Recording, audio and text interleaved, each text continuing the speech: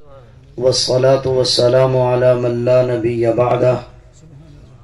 نبي بعده ولا معصوم بعده أما بعد فأعوذ بالله من الشيطان الرجيم بسم الله الرحمن الرحيم اهدنا الصراط المستقيم صراط الذين أنعمت عليهم غير المغضوب عليهم ولا الضالين قال الله تبارك وتعالى أولئك الذين أنعم الله عليهم من النبيين والصديقين والشهداء والصالحين صدق الله وصدق رسوله النبي الكريم ونحن على ذلك لمن الشاهدين والشاكرين والحمد لله رب العالمين. محبت کے ساتھ دروشی پڑھی. اللهم صل على محمد وعلى آل محمد كما صليت على إبراهيم وعلى آل إبراهيم إنك حميد مجيد. اللهم بارك على محمد وعلى آل محمد كما باركت على إبراهيم وعلى آل إبراهيم إنك حميد مجيد. قابل تعظیم و تکریم معزز علماء کرام، محترم معزز بزرگوں، دوستوں، عزیز نوجوان ساتھیوں، سن رہی ہوں تو قابل قدر ماؤں، بہنوں، بیٹیوں، وقت بہت مختصر ہے اور میں نے بڑے اہم موضوع پر کچھ گزارشات پیش کرنی ہے. دعا فرمائے اللہ جل شانہ حق سچ کہنے کی توفیق عطا فرمائے. میں کیونکہ پہلی جماعت کا طالب علم ہوں، اس لیے کچھ چیزیں ان کے الفاظ، ان کے معنی ذکر کروں گا تاکہ کچھ بات سمجھنا آسان ہو جائے. تو آپ تھوڑا تھوڑا میرے ساتھ چلیں گے اور بس مقرر اور مبلغ میں کچھ فرق ہوتا ہے. مقرر تقریر کا مزاج یہ ہوتا ہے کہ آپ ماشاءاللہ کہیں، سبحان اللہ کہیں، اس سے مقرر کو جوش آتا ہے. لیکن تبلیغ کا یہ مزاج نہیں ہے. تبلیغ کا مزاج یہ ہے کہ آپ میری بات سمجھیں، اگر آپ کو میری بات سمجھ آ گئی ہے پھر اس بات کو آگے پہنچائیں. تو میں یہ چاہوں گا کہ آپ میری بات سمجھنے کی کوشش کریں. میں نے ایک اہم موضوع پر کچھ گزارشات پیش کرنی ہے. نبی کریم صلی اللہ علیہ وسلم کے ارشادات کی روشنی میں ہم لوگ قیامت کی طرف بڑھ رہے ہیں، اور جوں جوں قیامت قریب آئے گی اسی طرح دنیا میں فتنے بھی زیادہ ہوں گے. حتیٰ کہ احادیث پاک میں آتا ہے کہ قیامت کے بالکل قرب میں فتنے اتنے زیادہ ہوں گے. پہلے فتنہ کہتے کس کو ہیں؟ میں نے پہلے عرض کیا کچھ چیزوں کے معنی ذکر کروں گا. فتنہ کہتے ہیں ایسی چیز کو جس کا سچ اور جھوٹ کا پتہ نہ چل سکے، نہ یہ اندازہ ہو سکے کہ یہ سچ ہے، نہ یہ اندازہ ہو سکے کہ یہ جھوٹ ہے. دوسرا معنی یہ کیا گیا کہ فتنہ کہتے ہیں جھوٹ کے اوپر سچ کا پردہ اس طرح ڈالا جائے کہ جھوٹ سچ نظر آئے. اور اگر آپ ناراض نہ ہو، آپ فتنے کا معنی سمجھنا چاہتے ہو تو پھر یوں سمجھیں کہ آج کا دجالی میڈیا ہے کہ جب چاہے جھوٹ کو سچ کر دے، جب چاہے سچ کو جھوٹ کر دے. تو دجال کے بارے میں بھی ایسا ہی آتا ہے کہ دجال کہ ایک جانب آگ ہوگی، ایک جانب پانی. جو پانی نظر آئے گا وہ حقیقت میں آگ ہوگی، اور جو آگ نظر آئے گی وہ حقیقت میں پانی ہوگا. یعنی جھوٹ پر سچ کا پردہ اس طرح لگایا جائے گا کہ سچ اور جھوٹ میں امتیاز کرنا، نکھیڑنا مشکل ہو جائے گا. حدیث میں آتا ہے اتنے زیادہ فتنے ہو جائیں گے کہ لوگ تمنا کریں گے کہ کاش کہ دجال آ جائے، حتیٰ کہ لوگ دعا کریں گے کہ یا اللہ دجال آ جائے. حالانکہ دجال ایک ایسا فتنہ ہے کہ اس سے اللہ کے ہر نبی نے ڈرایا ہے. نبی پاک صلی اللہ علیہ وسلم نے فرمایا کہ دجال سے اللہ کے ہر نبی نے ڈرایا، میں بھی ڈراتا ہوں، مگر میں اس کی ایک نشانی بیان کرتا ہوں جو مجھ سے پہلے کسی نے بیان نہیں کی، اور وہ یہ ہے کہ ایک آنکھ سے کانا ہوگا اور اس کی پیشانی پر کافر لکھا ہوا ہوگا. حضرت حذیفہ بن یمان رضی اللہ تعالیٰ عنہ ایک صحابی ہیں، وہ فرماتے ہیں کہ نبی پاک صلی اللہ علیہ وسلم سے ہر آدمی خیر کے بارے میں پوچھتا تھا کہ یا رسول اللہ صلی اللہ علیہ وسلم فلاں خیر کیسے آئے گی، اور میں آپ سے ہمیشہ شر کے بارے میں پوچھتا تھا کہ فلاں شر کیسے آئے گا، اور اس پوچھنے سے میرا مقصد یہ تھا تاکہ میں اس شر سے بچ سکوں. تو میں نے ایک دن عرض کی یا رسول اللہ صلی اللہ علیہ وسلم، ہم گمراہی میں تھے، اللہ نے ہمیں خیر پر جمع فرمایا، یعنی ایمان کی دولت عطا فرمائی. یا رسول اللہ صلی اللہ علیہ وسلم کیا اس کے بعد شر بھی آئے گا؟ آپ نے فرمایا ہاں، اس کے بعد شر آئے گا. میں نے عرض کی یا رسول اللہ صلی اللہ علیہ وسلم کیا پھر اس کے بعد خیر بھی آئے گی؟ آپ علیہ السلام نے فرمایا ہاں، اس کے بعد خیر ہوگی مگر ملاوٹ والی ہوگی. میں نے عرض کیا یا رسول اللہ صلی اللہ علیہ وسلم کیا پھر اس کے بعد شر بھی آئے گا؟ آپ علیہ السلام نے فرمایا ہاں، اس کے بعد شر آئے گا، اور ایسے لوگ پیدا ہوں گے کہ ہماری زبان میں بات کریں گے.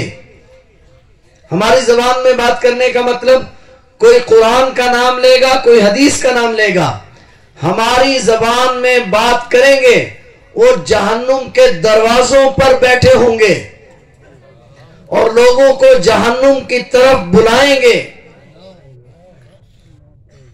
لوگوں کو جہنم کی طرف بلائیں گے، ہماری زبان میں بات کریں گے. اور ایک روایت کے الفاظ یہ ہیں کہ ایسی نماز پڑھیں گے کہ ان کی نماز کو دیکھ کر تم اپنی نماز کو ہلکا سمجھو گے، دین کی معلومات اتنی پیش کریں گے کہ ان معلومات کو سن کر تم اپنی معلومات کو کم سمجھو گے، مگر وہ جہنم کی طرف بلانے والے ہوں گے. میری بات کو سمجھ رہے ہیں آپ؟ تو آج وہ فتنوں کا وقت ہے. حضور نبی کریم صلی اللہ علیہ وسلم نے فرمایا جس طرح تسبیح کا دھاگا ٹوٹ جائے تو دانے پر دانہ گرتا ہے، ایک زمانہ آئے گا کہ اسی طرح ایک فتنہ، ابھی لوگ اس سے فارغ نہیں ہوں گے کہ دوسرا فتنہ ظاہر ہو جائے گا. ایک روایت میں آتا ہے آدمی صبح کو مسلمان ہوگا، شام کو کافر ہو جائے گا، شام تک مسلمان ہوگا، صبح کو کافر ہو جائے گا. اللہ کے نبی نے بلکہ اللہ تعالیٰ نے اس امت پر ایک احسان فرمایا کہ فتنوں کے وقت میں اللہ تعالیٰ نے پناہ مانگنے کے لیے ہمیں ایک سورت عطا فرمائی کہ اس کو نماز کی ہر رکعت میں پڑھو اور کہو اہدنا الصراط المستقیم، یا اللہ مجھے صراط مستقیم پر چلا، یا اللہ مجھے صراط مستقیم پر چلا. اب سوال یہ ہے کہ وہ صراط مستقیم کیا ہے، وہ سیدھا راستہ فتنوں کے اس وقت میں کیا ہے، اس پر میں نے ایک دو باتیں صرف عرض کر دی. اگر بات یہیں تک رہتی پھر بڑا مسئلہ بن جاتا. میں اپنے راستے کو صراط مستقیم کہتا ہوں، آپ اپنے راستے کو صراط مستقیم کہتے، دوسرا آدمی اپنے راستے کو صراط مستقیم کہتا. اللہ نے دوسرا احسان فرمایا کہ صراط مستقیم کو بھی متعین کر دیا. صراط الذین، سارے بولیں گے. میں ابھی دیکھ رہا ہوں کہ آپ میرے ساتھ چل سکتے ہیں یا نہیں، ابھی میں تقریر کا آغاز نہیں کر رہا. صراط الذین، صراط القرآن نہیں کہا تاکہ کوئی قرآن کا نام لے کر جھوٹ نہ بول سکے. صراط الحدیث نہیں کہا تاکہ حدیث کا نام لے کر جھوٹ نہ بول سکے. صراط الذین انعمت علیہم، صراط الذین لوگوں کا راستہ. راستے بہت ہوں گے لیکن لوگوں کو دیکھنا. کون سے لوگوں کو؟ انعمت علیہم. سڑکیں 20 جا رہی ہوں گی، ہر ایک کا نام قرآن و سنت ہوگا، مگر ہر ایک نے اس کا نام صراط مستقیم رکھا ہوگا، مگر اس سڑک پر چڑھنا صراط الذین انعمت علیہم، جس پر وہ لوگ چل رہے ہوں جن پر اللہ کا انعام ہوا ہے. ہے توجہ آپ کی؟ جس پر وہ لوگ چل رہے ہوں جن پر اللہ کا انعام ہوا ہے. یا اللہ تیرا انعام کن پر ہوا؟ اولئک الذین انعم اللہ علیہم من النبیین. پہلے نمبر پر کون ہے؟ انبیاء علیہم السلام. انعم اللہ، جن لوگوں پر انعام ہوا ہے ان میں پہلے لوگ انبیاء ہیں. انعام کیا ہے؟ علماء نے اس کی بھی وضاحت کی ہے کہ کائنات میں اللہ کا سب سے بڑا انعام یہ ہے کہ اللہ جل شانہ کسی انسان کو یہ کہہ دے کہ میں تجھ سے راضی ہوں. بہت توجہ چاہوں گا، بہت توجہ چاہوں گا آپ کی. سب سے بڑا انعام یہ ہے کہ اللہ کسی شخص کو کیا کہہ دے؟ رضی اللہ. کیونکہ ہر آدمی محنت اس لیے کر رہا ہے کہ میرا رب، اور یہ انعام رضی اللہ پتہ ہے اہل جنت کو سب کے بعد ملے گا. جنتی جب تمام مشکلات گزار کے، پل صراط گزار کے جنت میں پہنچ چکا ہوگا، نعمتوں کا وارث بن چکا ہوگا، پھر اللہ پوچھیں گے کسی چیز کی تمنا ہے؟ وہ کہے گا یا اللہ کسی چیز کی تمنا نہیں. پھر دوسری مرتبہ، پھر تیسری مرتبہ. جب تینوں مرتبہ جواب دے دے گا پھر اللہ فرمائیں گے رضی اللہ. جب یہ کہے گا نا رضی اللہ تو پھر جب اللہ فرمائیں گے نا رضی اللہ تو جنت میں کوہرام مچ جائے گا. اللہ پوچھیں گے تمہیں کیا ہوا؟ اہل جنت کہیں گے اللہ تیری کبریائی کی قسم ہے، جو لذت تیرے رضی اللہ کہنے میں ہے وہ تیری جنت میں بھی نہیں ہے. تو اللہ کا انعام انبیاء علیہم السلام کے بعد ساری دنیا پر جو سب سے بڑا انعام ہے وہ انعم اللہ علیہم من النبیین والصدیقین. وہ صدیقین کی جماعت ہے اور اس جماعت سے مراد جماعت صحابہ ہے. بہت توجہ چاہوں گا، کون ہے؟ ذرا توجہ میری طرف رہے گی. کون ہے؟ جماعت صحابہ کرام. صحابہ کرام کے بارے میں پہلے کئی بار عرض کر چکا ہوں، محمود کوٹ میں بھی پہلے عرض کر چکا ہوں. صحابی کس کو کہتے ہیں؟ جس نے نبی کریم صلی اللہ علیہ وسلم کو ایمان کی حالت میں دیکھا ہو یا مجلس مبارک کو پایا ہو اور پھر اسی پر اس کی موت بھی واقع ہوئی ہو. اگر اس پر موت واقعہ نہیں ہوئی پھر صحابی نہیں. صحابی کے لیے یہ ضروری ہے کہ اسی ایمان پر اس کی موت واقع ہوئی ہو تب صحابی کہلائے گا. اب ذرا غور فرمائیے. انعم اللہ سیدھا راستہ ان لوگوں کا راستہ ہے جن پر اللہ تعالی کا جی سارے بولیں گے، جن پر اللہ تعالی کا انعام ہوا ہے. اور انعام ہے اللہ کی رضا، اور وہ رضا صحابہ کرام کو سب سے پہلے ملی. جہاں جنتی کی انتہا گویا ہے وہاں سے صحابی کی ابتدا ہے. میں نے پہلے بھی شاید عرض کیا اور مختصراً عرض کرتا ہوں. صحابہ کرام یہ حضور علیہ السلام کی درسگاہ کے طالب علم ہیں. بہت توجہ چاہوں گا. حضور علیہ السلام کیا ہیں؟ ان کو ہمارے لیے کیا بنایا گیا؟ لَقَدْ كَانَ لَكُمْ فِي رَسُولِ اللَّهِ أُسْوَةٌ، آپ کو بہترین نمونہ بنا کر بھیجا گیا. خدا کے لیے توجہ فرمائیے گا، آپ ہیں بہترین نمونہ. خدا آپ نے فرمایا انما بعثت لأتمم مکارم الاخلاق، اللہ نے مجھے اس لیے بھیجا کہ میں اخلاق کی تکمیل کر سکوں. آپ علیہ السلام اخلاق کے اعلیٰ درجے پر ہیں اور نمونہ بن کر آئے ہیں. اور یہ نمونہ پھر صحابہ کرام نے اپنی زندگی حضور علیہ السلام کی زندگیوں کے مطابق ڈھالی ہیں. اس بات کو قاری طیب صاحب نے عجیب انداز میں لکھا ہے. کہا حضور علیہ السلام سورج ہے. کیا ہے؟ آپ علیہ السلام کیا ہے؟ اور صحابہ فضا ہے. سورج کی جب روشنی ظاہر ہوتی ہے تو سب سے پہلے کس پر پڑتی ہے؟ فضا پر. یہ جو ہم دیکھتے ہیں نا، ہم کہتے ہیں نیلا آسمان، یہ نیلا فضا کا رنگ ہے. تو سورج کی روشنی سب سے پہلے کس پر پڑتی ہے؟ فضا پر. اب ہماری آنکھوں کے سامنے کیا چیز ہے؟ فضا. ذرا غور فرمائیے، ہم آسمان کی طرف دیکھیں تو اصل میں ہمارے سامنے کیا چیز ہے؟ بہت توجہ چاہوں گا، کیا چیز ہے؟ فضا. اب سورج کی روشنی پڑتی ہے فضا پر، مگر فضا سورج کی روشنی کو اپنے اندر اس طرح جذب کرتی ہے کہ اپنے آپ کو مٹا دیتی ہے اور نظر سورج آتا ہے. بہت توجہ چاہوں، نظر کیا آتا ہے؟ فضا اپنے آپ کو مٹا دیتی ہے اور نظر کیا آتا ہے؟ سورج آتا ہے. نبی پاک صلی اللہ علیہ وسلم سورج ہے. روشنی پڑی اصحاب رسول پر، اصحاب رسول نے اپنے آپ کو مٹا دیا اور روشنی کو اپنے اندر اس طرح جذب کیا کہ اب صحابہ نظر نہیں آتے.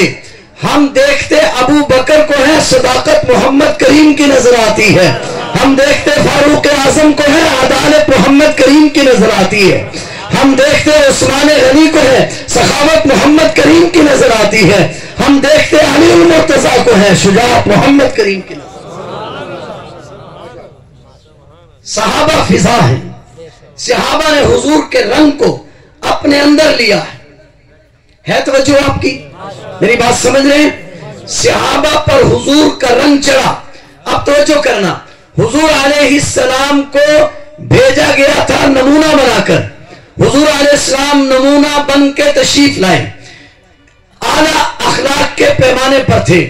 وہ اخلاق صحابہ کرام نے اپنے اندر لیا. جب صحابہ کرام نے اس اخلاق کو اپنے اندر لے لیا تو ان صحابہ نے اپنے آپ پر اتنا رنگ چڑھایا کہ خلاق عالم کو یہ اتنے پسند آئے کہ کہا ان اللہ اشتری من المؤمنین انفسهم واموالهم بان لهم الجنہ. صحابہ کرام کی جماعت، ہم نے تمہیں خرید لیا ہے. بات سمجھ میں آئی؟ نمونہ رنگ اتنا چڑھا، رنگ صحابہ کرام پر اتنا چڑھا کہ خلاق عالم نے کہا ان اللہ اشتری من المؤمنین انفسهم واموالهم، ہم نے تمہارے مالوں کو بھی خرید لیا ہے، ہم نے تمہاری جانوں کو بھی خرید لیا ہے. بِأَنَّ لَهُمُ الْجَنَّةِ، جنت کے بدلے میں ہم نے تمہیں خرید لیا ہے. صرف خرید نہیں لیا بلکہ ہم نے تمہیں آنے والے نسلوں کے لیے فَإِنْ آمَنُوا بِمِثْلِ مَا آمَنْتُمْ بِهِ فَقَدْ اهْتَدَوْا، ہم نے تمہیں آنے والی نسلوں کے لیے مقتدا اور رہنما بھی بنا دیا. صرف اتنی بات نہیں بلکہ وَمَن يُشَاقِقِ الرَّسُولَ من بعد ما تبين له الهدى ويتبع غير سبيل المؤمنين نوله ما تولى ونصليه جهنم.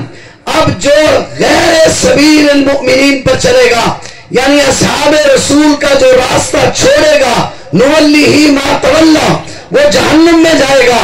گویا کہ جنت کا راستہ اصحاب رسول کا راستہ.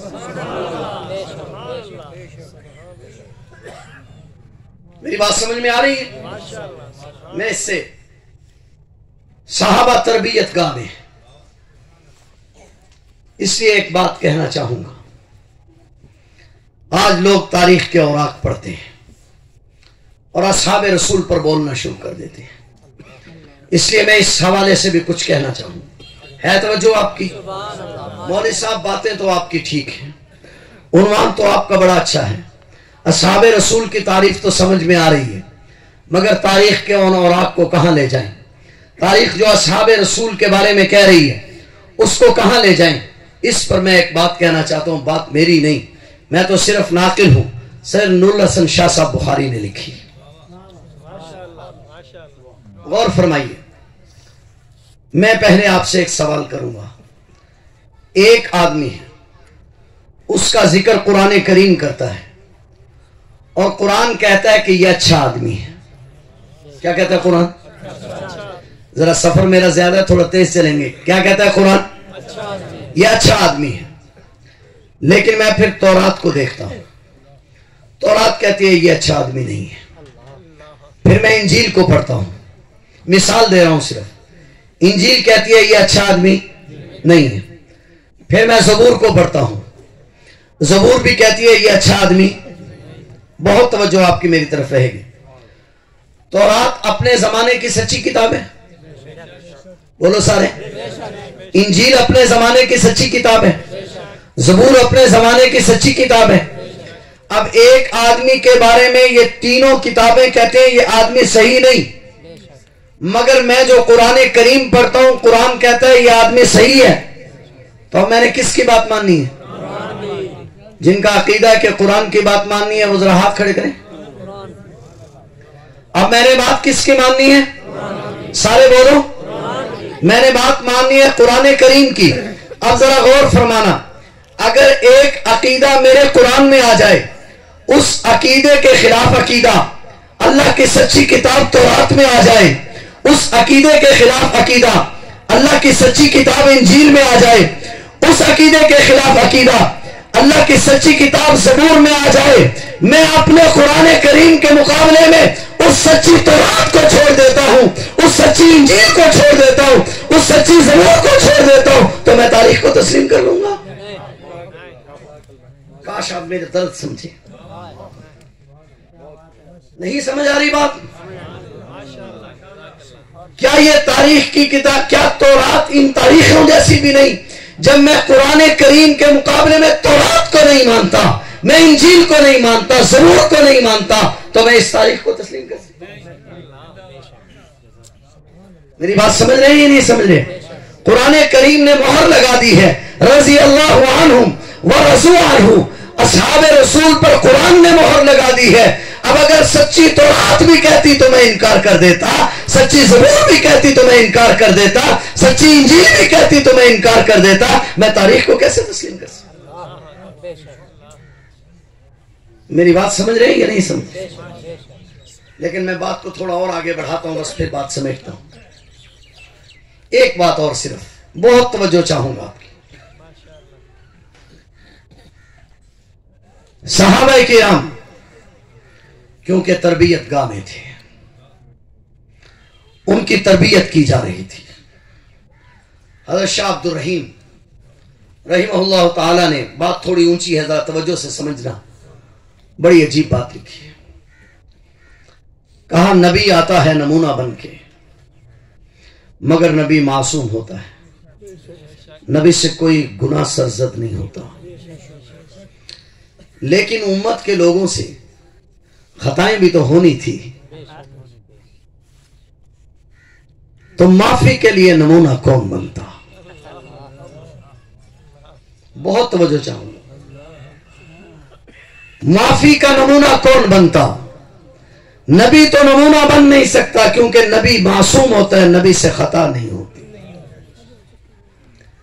اللہ نے ساری کائنات پر نظر ڈالی، پوچھا کائنات کے لوگوں کون ہے جو دوسروں کے لیے اپنے جسموں کو پیش کرے تاکہ آنے والی نسلیں بچ سکیں؟ صحابہ کرام نے کہا ہم اپنی بے عزتی برداشت کر لیں گے، ہم اپنی جانوں پر تکلیف برداشت کر لیں گے، آئندہ آنے والی نسلوں کو بچایا جائے۔ بڑوں کی بات نقل کر رہا ہوں۔ ڈاکٹر علامہ خالد محمود نے ایک بات لکھی ہے کہ صحابہ کرام کی خطائیں رحمت کی گھٹائیں. توجہ فرمائیے گا، قرآن کریم کا آپ مطالعہ کریں، قرآن کریم کو پڑھیں، قرآن کریم کو سمجھیں. اور ایک بات پر آپ پہنچیں گے، میرا وقت ختم ہو رہا ہے، ذرا توجہ فرمائیں گے. قرآن کریم کو آپ پڑھیں، آپ حیران ہوں گے. اللہ کا نبی معصوم ہوتا ہے، ہمارا عقیدہ ہے نا جی، ہمارا عقیدہ ہے. جن کا عقیدہ ذرا ہاتھ کھڑے کریں. تو کہہ رہا ہوں آپ جاگیں ذرا. ہمارا عقیدہ ہے نبی کیا ہوتا ہے جی؟ معصوم کا ایک سادہ معنی کیا کرتا ہوں کہ ساری دنیا کو حکم ہے گناہ کے قریب نہیں جانا، گناہ کو حکم ہے نبوت کے قریب نہیں جانا. نبی معصوم ہے، گناہ نبی کے قریب نہیں جاتا. اب غور فرمائیے گا اس تمہید کو سامنے رکھ کر. قرآن کریم میں ڈاکٹر صاحب لکھتے ہیں ہم نے 30 سال غور کیا، ایک بات بڑی عجیب ملی قرآن کریم سے جو بڑی مشکل سے حل ہوئی، اور وہ بات یہ تھی کہ جب اللہ کے نبی سے گناہ تو ہوتا نہیں، خلاف اولا بات ہو جائے تو اللہ تنبیہ کرتے ہیں آپ کو ایسا نہیں کرنا چاہیے تھا.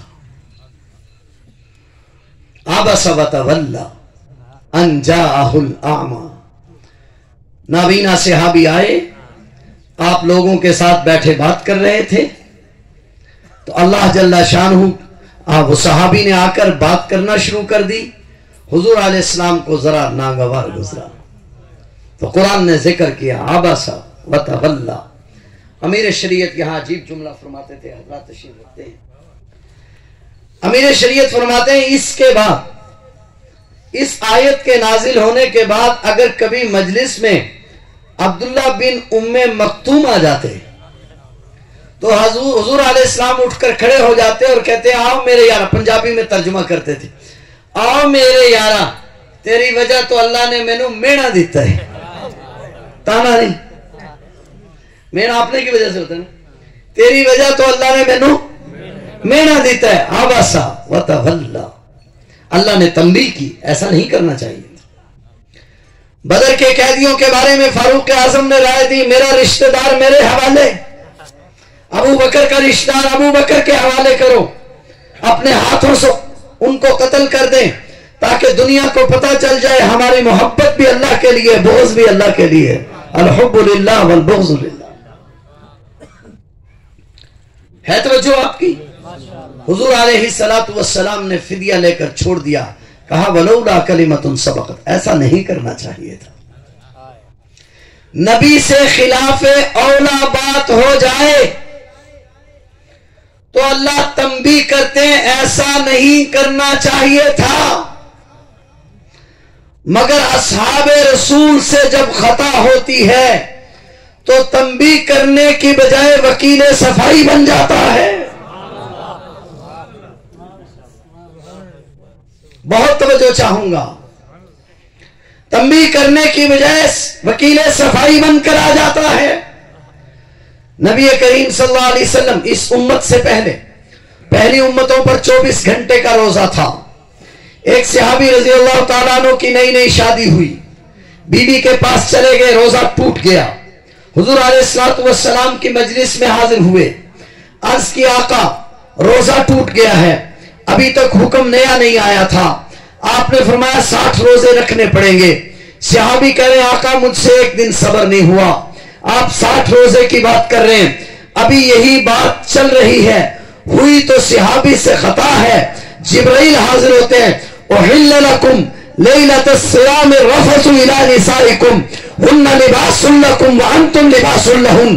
ہوئی تو صحابی سے خطا ہے مگر ہم نے اپنا قانون بدل دیا ہے، رات کا روزہ ختم کر دیا.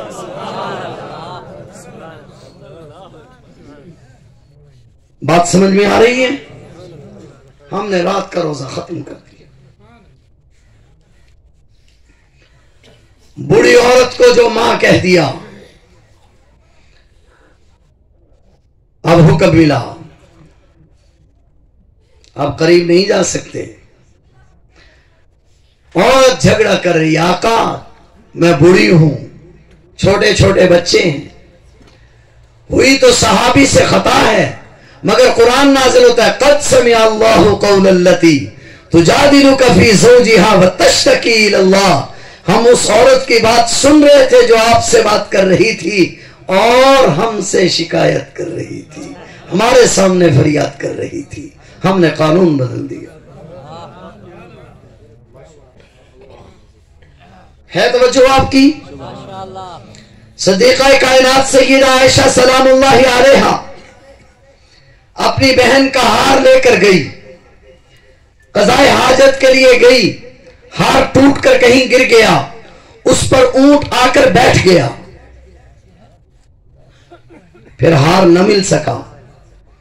सय्यदा तलाश कर रही, हार नहीं मिल रहा, काफिला रुका हुआ है, पानी मौजूद नहीं है।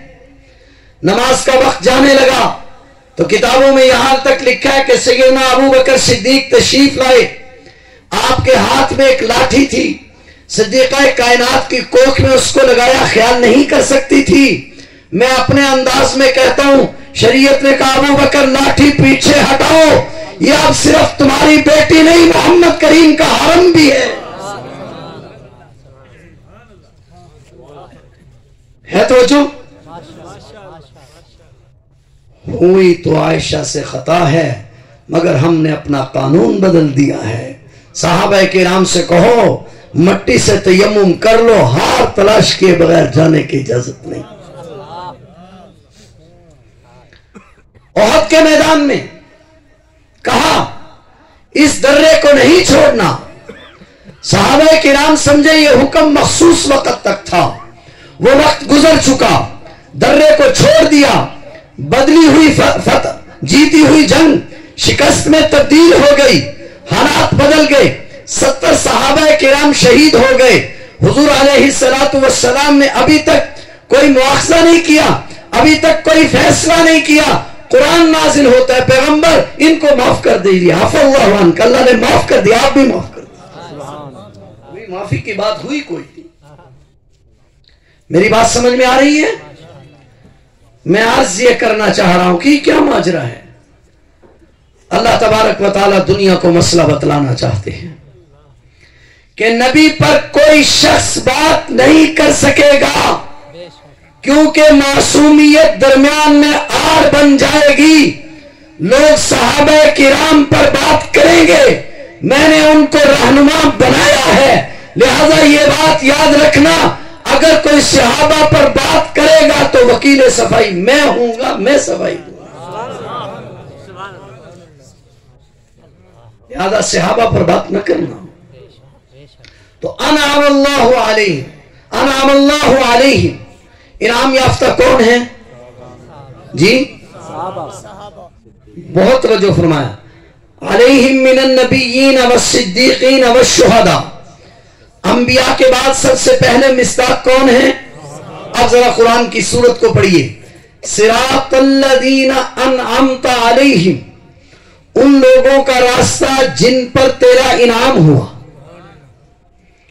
गैरिल मग़ज़ूबि अलैहिम वलद्दाल्लीन, आम तर्जुमा जो आम मुफस्सिरीन ने किया है, गैरिल मग़ज़ूबि अलैहिम वलद्दाल्लीन, ना उन लोगों का रास्ता जिन पर तेरा गज़ब हुआ यानी यहूद, और ना उन लोगों का रास्ता जो गुमराह हुए।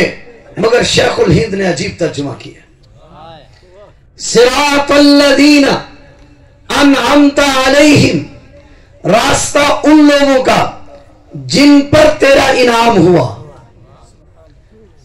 ना उन पर तेरा गज़ब हुआ, ना वो गुमराह हुए। नहीं समझे शायद आप, नहीं समझ आई शायद बात। मैं थोड़ा सा अब वजाहत करता हूं। सिरातल्लज़ीना अनअमता अलैहिम, उन लोगों का रास्ता जिन पर तेरा इनाम हुआ और जिन पर तेरा इनाम हो गया। गैरिल मग़ज़ूबि अलैहिम, ना उन पर तेरा गज़ब हुआ, ना उन पर तू ना वो गुमराह, जिन पर तेरा इनाम हो गया ना उन पर तेरा गज़ब हुआ, और वलद्दाल्लीन, ना वो गुमराह हुए। बहुत तवज्जो चाहूंगा, सिरात अल्लज़ीना अनअमता, जिन लोगों पर तेरा इनाम हो गया, गैरिल मग़ज़ूबि अलैहिम, उन पर तेरा गज़ब नहीं हुआ, लिहाजा गज़ब के अफसाने पढ़ने वाले झूठ कहते हैं, उन पर तेरा गज़ब नहीं। काश आप मेरी बात को समझे। गैरिल मग़ज़ूबि अलैहिम, उन पर तेरा गज़ब नहीं हुआ, लिहाजा गज़ब का अफसाना झूठ है। वलज़्ज़ालीन, वो गुमराह भी नहीं हुए, लिहाजा अस्हाबे रसूल के बारे में गुमराही का अफसाना भी गलत है। माशाअल्लाह, मेरी बात कुछ समझ आई आपको? तो जरा बात को समझिए। सिरात अल्लज़ीना अनअमता, उन लोगों का रास्ता, यानी रास्ता देखना है तो लोगों को चलते हुए देखना है, जिस रास्ते पर इनाम याफ्ता चल रहे हैं। और अब तो आपको ये बात समझ जानी चाहिए, यूं कहूं, जिस रास्ते पर सहाबा चल रहे हैं, वस्साबिकून अव्वलूना मिनल मुहाजिरीना वल अंसार वल्लज़ीना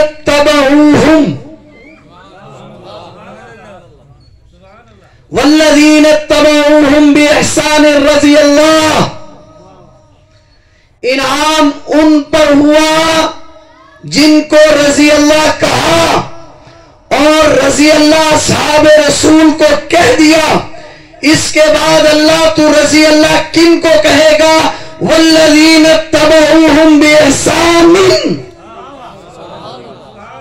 इसके बाद रज़ी अल्लाह वो होंगे जो सहाबे किराम के एहसान के साथ इत्तिबा करेंगे।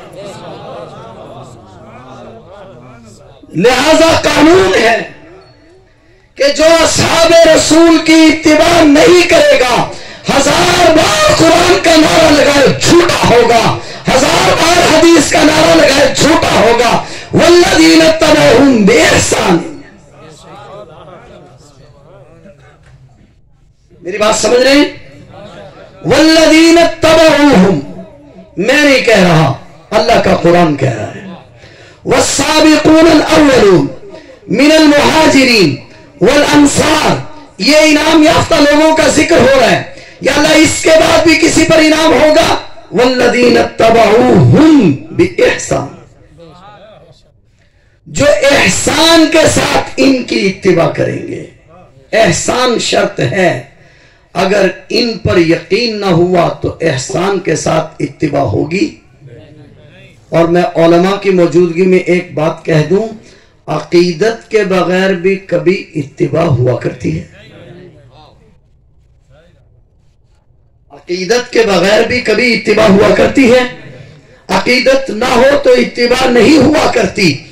लिहाजा सहाबा किराम की अकीदत पहले है, इत्तिबा बाद में है। लिहाजा अगर सहाबा किराम पर इल्जामात लगाए फिर कहे कि अकीदत है तो मानी जाएगी? वल्लज़ीना तबऊहुम बिइहसान रज़ियल्लाह, जो इत्तिबा करेगा एहसान के साथ वो रज़ी अल्लाह होगा। गोया के क़यामत तक के लिए उसूल बतला दिया कि इनाम याफ्ता वो होगा जो इनाम याफ्ता की इत्तिबा करेगा, अस्हाबे रसूल के तरीके पर चलेगा। और अगर इनके तरीके से हट कर आएगा फिर काबिल कबूल, फिर क्या है? वमन युशाकिकिर रसूल मिन बादि मा तबय्यन लहुल हुदा व यत्तबि गैर सबीलिल मुमिनीन नुवल्लिही मा तवल्ला व नुस्लिही जहन्नम। तो इस फितनों के वक्त में हमने क्या करना है? बस आखिरी बात, तकरीर मेरी खत्म। जो फत्तीन लोग होंगे, याद रखना, कुछ फितने पुराने हैं, कदीम हैं, कुछ जदीद हैं। कदीम दौर के फितनों के आने का रास्ता बिदअत है। बिदअत कहते हैं गैर दीन को दीन बनाना, और जदीद फितनों के आने का रास्ता इल्हाद है। इल्हाद कहते हैं दीन की मुसल्लमात में से किसी को कम कर देना। غیر دین کو دین کہنا یہ بدعت ہے. دین کو دین میں سے نکال دینا، دین کی کسی بات کو، یہ الحاد ہے. بدعت اس طرح ہے جس طرح کھیت میں جڑی بوٹی ہو جائے تو وہ بھی کھیت کو برباد کر دیتی ہے، اور الحاد اس طرح ہے جس طرح کھیت میں کیڑا لگ جائے وہ بھی کھیت کو برباد کر دیتا ہے. لہذا بدعات سے بھی بچنا ہے. اور یاد رکھنا آج کے دور کے جو فتنے ہیں ان کا زیادہ تر محور اور مرکز وہ بدعات نہیں، الحاد ہے. بس میری تقریر ختم ہوئی، بہت توجہ سے بات سمجھیے گا. بدعات نہیں ہے بلکہ کیا ہے؟ الحاد ہے. اور الحاد کے عنوان سے جتنے بھی فرقے دنیا میں پیدا ہوں گے ان سب کا موضوع قرآن ہوگا. کہ وہ جب بھی کوئی بات کرنا چاہیں گے عنوان کیا قائم کریں گے؟ قرآن. تو جب بھی کوئی آدمی مجھے اور آپ کو گمراہ کرنا چاہے تو ہم نے کس چیز کو دیکھنا ہے؟ بس ایک مثال اور پھر بات ختم. حضرت مغیرہ بن شعبہ رضی اللہ تعالی عنہ ایک جگہ واعظ فرما رہے ہیں.